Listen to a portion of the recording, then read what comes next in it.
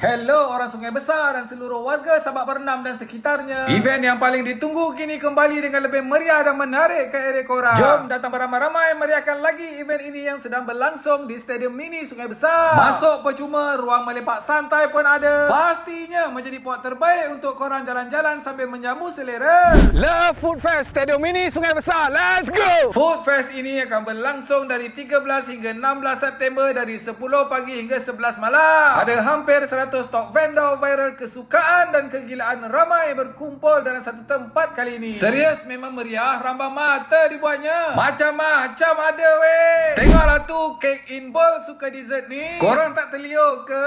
Kombinasi moist cake, whipping cream dan milk chocolate dia memang sedap. Oh dia. Kahian kunafa pun ada ni ha. Berkali-kali abang datang repeat. Kunafa red velvet dia ni memang tak pernah mengecewakan. Yeeha.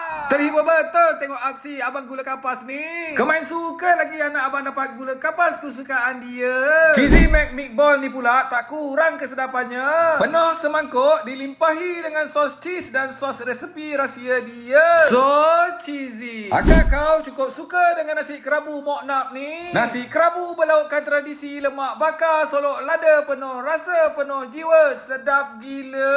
Berkedel ayam dan daging dia ni abang dah cuba memang menepati cita rasa. Mi beduk sotong ke tu, mi sanggol, kuih tiaw dan bergabung dengan sotong gegasi ini sedap. Layan pula panah-panah berselera.